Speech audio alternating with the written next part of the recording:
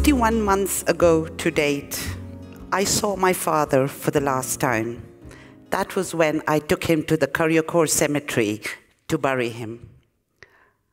I then closed the chapter in my life. My father didn't exist for me at all, because as far as I was concerned, he was gone and I didn't want to bear the pain.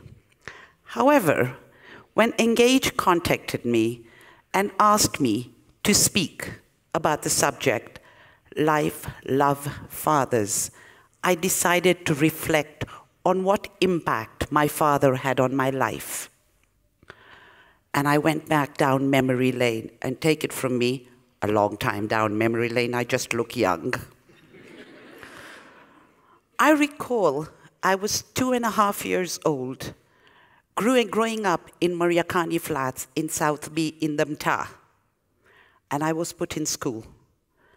And what happens in school? You go in the bus and you come back. But at the same time, whilst I was put in school, my father then made a very important decision for me. And note, in our family, it was guided democracy. He said, we followed. Nothing more than that.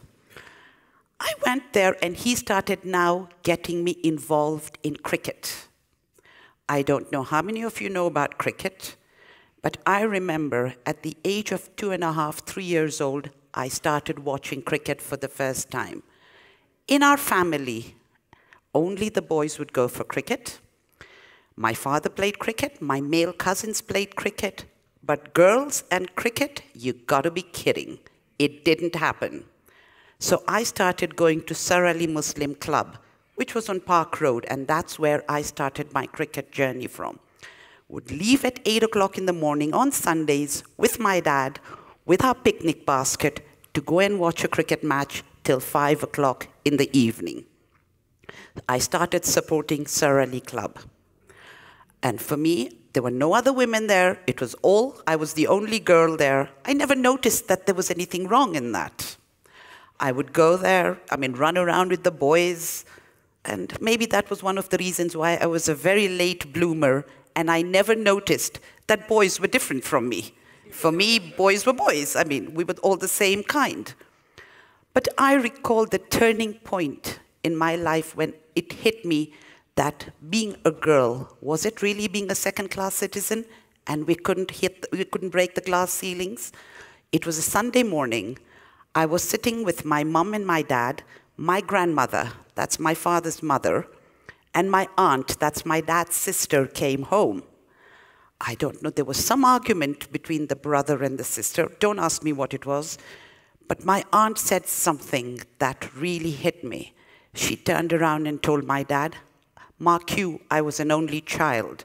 She turned around and told my dad, do you know, this is God's way of punishing you, which is why you only have a daughter and you don't have a son. And for a second, I'm sitting there and thinking, huh? But my dad calmly stood up, opened the door in Mariakani Flats and told my aunt, get out of this house, never come back again. There is nothing wrong in my daughter just because she's a girl. And that for me was a turning point. Life went on. I went to school. I was continuing with my cricket. But again, like I said, there was the guided democracy, and I was following exactly what Dad said. Go through some of the choices that my father made. I always wondered whether is it because of circumstances or was it because of the situation I was in? From Muslim school, he put me into a Catholic school for my O-levels and then puts me in an all-boys school for my A-levels, where there's only 3 girls, which then gave you no choice but to learn to be a survivor. I finished my A-levels.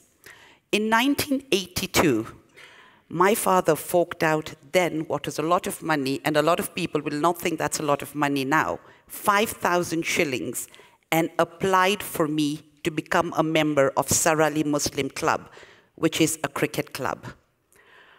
That club had no ladies loose at that stage. We're talking about 1982.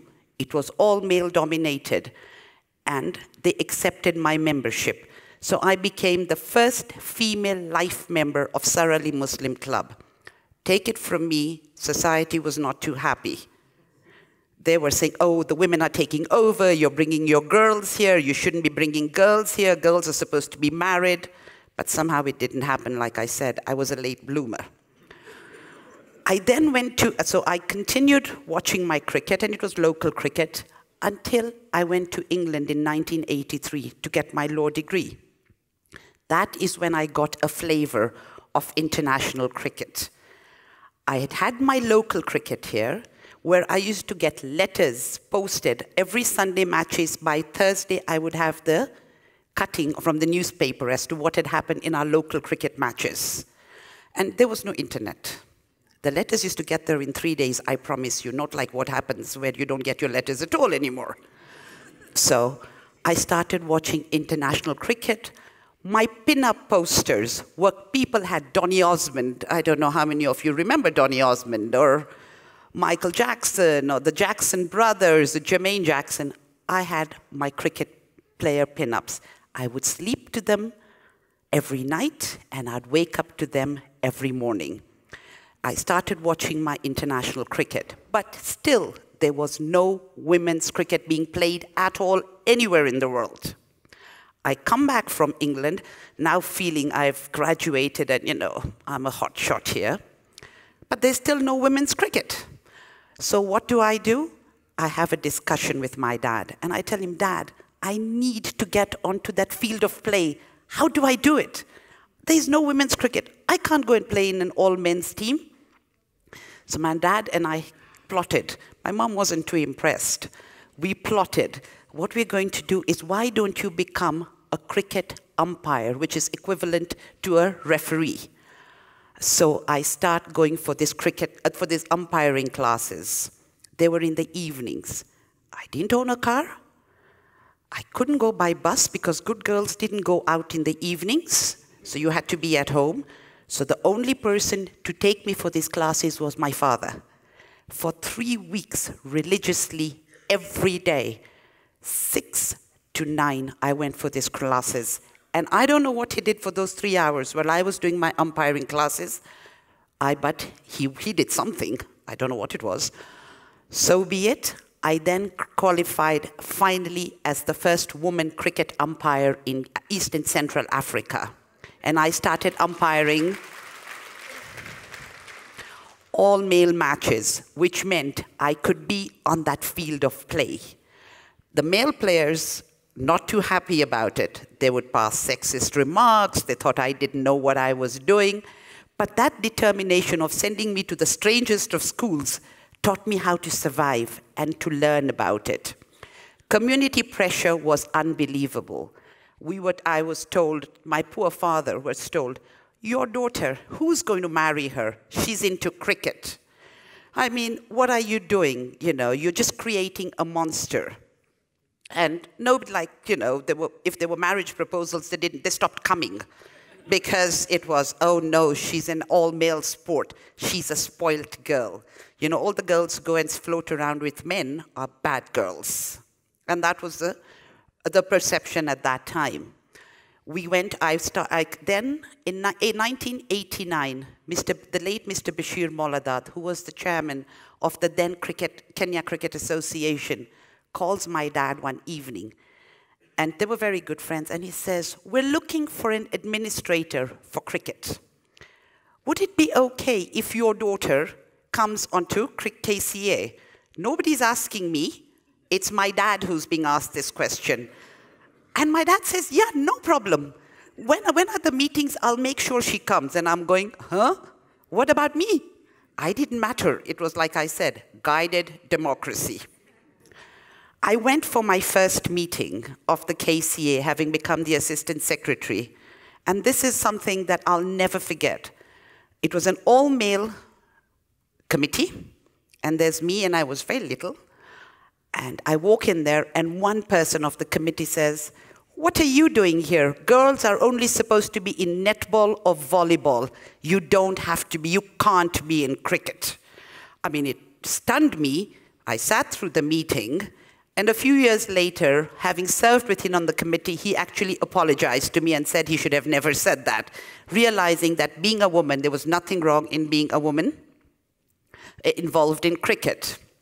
Fast forward, 2005, after, for whatever reasons, having been in cricket from 1989 to 2005, I decided now to take a total hiatus from cricket, enough time for me to move on with life. Surprisingly, in 2006, I actually got married to a cricketer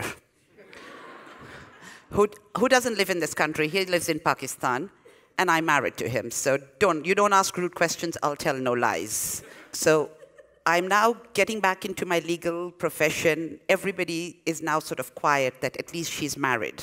So I'm married, so I fulfilled the task of being married. Come 2012. In 2012, and I am not being a politician here, I promise you this is what did happen, because politicians have a habit of saying, I didn't want to be there and people approached me.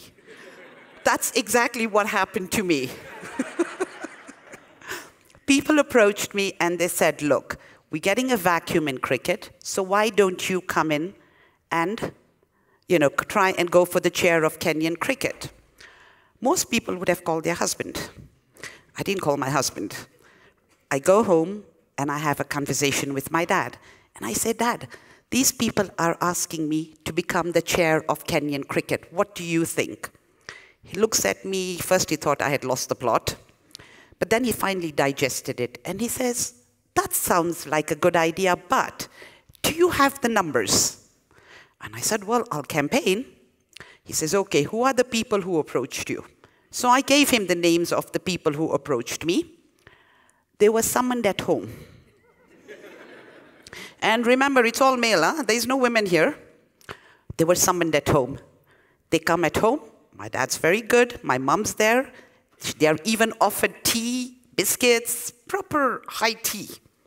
And then they are asked, you are not going to, by my dad, you're not going to let our daughter out to be hung dry, are you? I mean, for a second, those people just looked at my dad thinking, now what do they say to him? And with a very stern look on his face, and they turned around and said, no, we will help her campaign for her to make sure that she becomes the chairperson of Cricket Kenya. The campaigning, court cases, campaigning went on for close to about 9 months. In November 2012, there's a nomination period. I was elected. I was president-elect, as I like to call myself at that time, unopposed, and the first woman in the world to head a cricket board.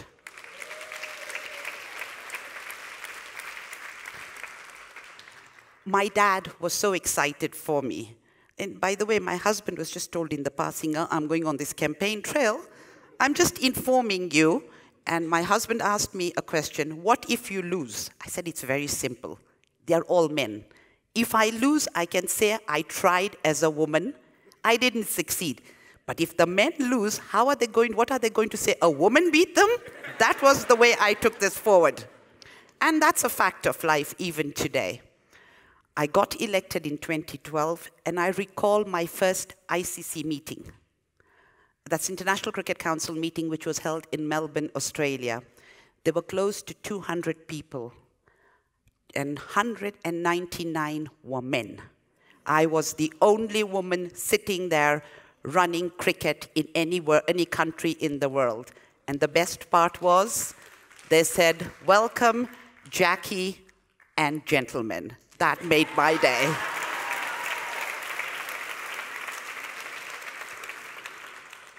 One great thing that my dad did for me, and like I said, I should have never shut him out, but I think we all grieve in different ways, that he made me realize, follow your dream. It doesn't matter if you're a girl. You can break any glass ceiling.